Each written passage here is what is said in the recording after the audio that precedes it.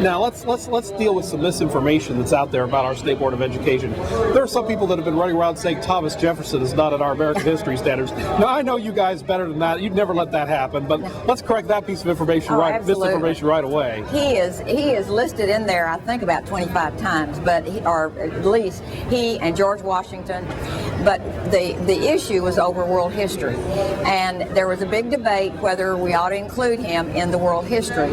Well, we left the March meeting leaving him out, and then boy did we hear from our constituents. And so we came back in May and we said, we're adding Thomas Jefferson back into the world history. He was one of the big thinkers, the major thinkers, and the writer of the Declaration of Independence. And he was influenced by the Enlightenment, like Voltaire and the great thinkers of Europe. And without that influence, we truly might not have had an America if we hadn't have had the wonderful Thomas Jefferson, who took those thoughts and put them in writing through a Declaration of Independence. Let's talk about misinformation number 2 that's out there. There are a group of people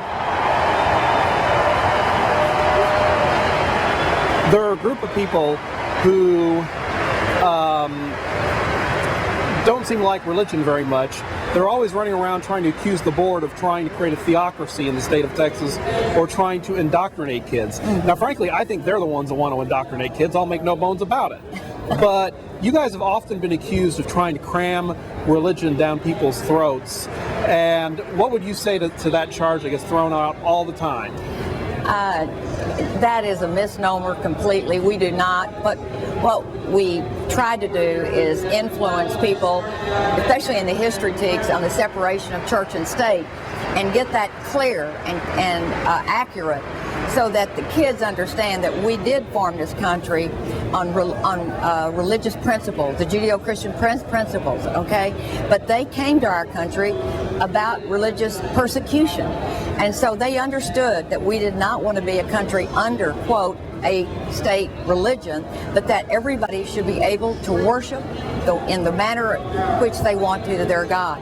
So we clarified the misnomer about the separation of church and state and encouraged our kids to discuss it in the classroom. On the other hand, in some ways, I sometimes think the left likes to rewrite history, because take European history, for example.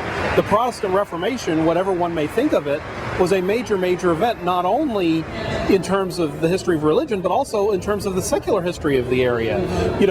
What was the relationship between the church and the princes of Europe? And of course, as you know, there were wars fought over it. And so I'm trying to imagine how you could teach an accurate version of history without at least having kids understand the differences of opinion that occurred both in our country and in Europe relating to things like, again, relationship between church and state. Right. What was the Council of Trent? What were the causes of the Protestant Reformation? How did the printing press affect it? Right. All of those things. If you're not teaching that, how do our kids understand what comes after it? Absolutely. And that was what we were after, is we kept bringing in the accuracy, if you will, so that we could balance it. There was no intention of being one way or the other. We wanted to make sure that the kids really had the facts, if you will. Just as they said, give me the facts. I want the facts, Yeah, exactly. So what you guys are basically trying to do is put the facts on the table and let the students decide for themselves. That's right. Where they stand. Yes. Yeah. And then the other thing that you have been really, first I want to mention one of your constituents who I know has been really active in that, and that's Mr. Bill Ames. And as I know, you appointed Bill Ames to the team of citizens that reviewed our curriculum, and he played a significant role in making sure that that the good things about America were included in our curriculum. I think you've known Mr. Ames for some time, and he's worked with you on other issues as well. Bill Ames came to me on the last adoption of the history book, and that's how I got to know Bill. And he showed me in the books, now these are the books, that they had, or the draft of the book, that they had said that the Battle of Normandy was a failed event. And I couldn't believe that. When he showed me that, I was furious. So I called the publishers up in New York and I said, you all get down here and talk to Bill Ames. And I said, he has got listed several things that are wrong in your books. And they came down, and I didn't go into the meeting. I just said, Bill, you sit down with them and go over everything. They had left out Charles Lindbergh. They had left a negative feeling, if you will. Bill was able to show them the mistakes, and they corrected them. And that's why Bill and I became friends, and because of his love of history. And I always would call him and say, Bill, what about this or that? And so this time I said, Bill, why don't you come on in and start it with the writing committee, and let's see if we can't get some of these good practical facts in, the right things in our history books. And he did. He had to fight through it. He was outnumbered many times on it, but he did. One other issue that I want to bring up that I think is critical that Texans understand is the whole issue of technology in education, because the State Board of Education has actually approved textbooks in electronic form for at least a decade.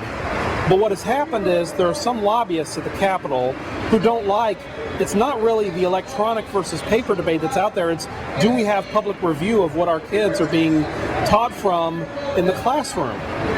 And there are lobbyists at the Capitol that have tried to get rid of that public process or create a loophole around it so that people like Bill Ames don't get to review the materials our kids learn from anymore, and we don't get to have that process where errors like that are corrected. Can you talk a little bit about this whole technology stuff that's been going on? Well, that's been one of my major areas I've been very concerned about.